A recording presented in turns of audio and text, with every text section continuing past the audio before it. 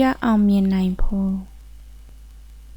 ကျမတို့စိတ်ကလေးငြိမ်းချမ်းသာယာပျော်ရွှင်စွာနေထိုင်နိုင်ဖို့နဲ့ဘဝကိုထိရောက်အောင်မြင်အောင်ကြိုးစားလုပ်ကိုင်နိုင်ဖို့ဆိုတာအခုပိဿုပန်အချိန်ကာလကိုဘယ်လိုအသုံးချကြော်ဖြတ်နေတယ်လဲဆိုတာပေါ်မှာအများကြီးမူတည်ပါတယ်ကျမတို့အမှန်တကယ်ပိုင်ဆိုင်တဲ့အချိန်များဟာအခုပိဿုပန်အချိန်ကာလပဲဖြစ်ပါတယ်မနေ့ကဘာတွေဖြစ်ခဲ့မနေ့ပြန်မှာဘာတွေဖြစ်လာကျမတို့အခုပိုင်ဆိုင်လောက်ကိုင်နိုင်တာဆိုလို့အခုပိဿုပန်ကာလပဲရှိပါတယ်ပျော်ရွှင်မှုအောင်မြင်မှုတို့ကိုဖန်တီးဖို့အဓိကအချက်တွေကိုဖော်ဆောင်ဖို့ဟာလေကျမတို့အခုပိုင်ဆိုင်ထားတဲ့ပိဿုပန်ကလောက်ရမှာပါပဲကျမတို့ဟာငယ်ရာကနေကြီးလာကြတယ်အသွေးအခေါ်တွေမြင့်မားလာတယ်ရင်းကျက်လာတယ်ဒါကြောင့်လေအရာရာကိုစိုးရိမ်တက်ပူပင်တက်လာတယ်ဖြစ်ပြီးခဲ့တဲ့အတိတ်ကပြဿနာတွေနောက်ဖြစ်ပေါ်လာမယ့်အနာဂတ်ပြဿနာတွေကိုခေါင်းထဲမှာစုပြုံပြီးတပြိုင်နက်စဉ်းစားတွေးတောကြတယ်စိုးရိမ်ပူပန်တိုက်ကြတယ်ဒါဟာကျမတို့ကိုစိတ်ဒုက္ခတွေပေးနေကြတာပါပဲအဲ့ဒီတော့ပျော်ရွှင်မှုတွေကင်းမဲ့လာတယ်ကိုယ်စွမ်းညံစွမ်းတွေကိုလည်းထိရောက်အသုံးမပြုနိုင်ကြတော့ဘူး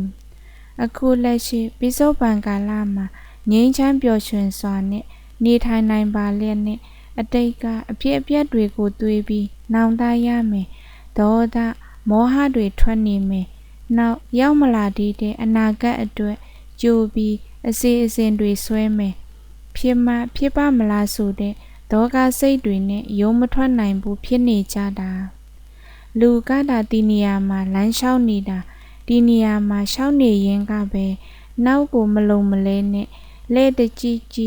ရှေ့ကိုမျောလင့်တကြီးနဲ့မရမကလမ်းမျောကြည့်နဲ့ဆိုရင်တော့ကျမတို့ခူးရှောက်နေတဲ့လမ်းမှာစူညောင်ခလုတ်တွေကိုဘယ်မြင်နိုင်တော့မှလဲဘုံလဲတော့မှဟိုကိုအပြစ်တင်ဒီကိုအပြစ်တင်နဲ့ဟိုကြည့်ဒီကြည့်လုံနေလို့အလကားပါတကယ်လုံရမှာကပိဿုပန်အချိန်မှာကိုလှုပ်ထိုက်တာကိုတီချာလေးလှုပ်ပြီးချမ်းမြေ့ပျော်ရွှင်စွာနဲ့နေထိုင်ရမှာလေအခုလက်ရှိမှာစိတ်ညစ်เสียပူပင်ဒုက္ခရောက်เสีย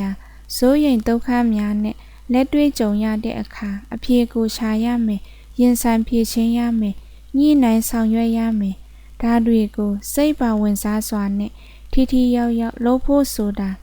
အခုပိဿုပန်မှာကျမတို့စိတ်ကလေးအေးချမ်းပျော်ရွှင်နေမှဖြစ်မှာမဟုတ်လား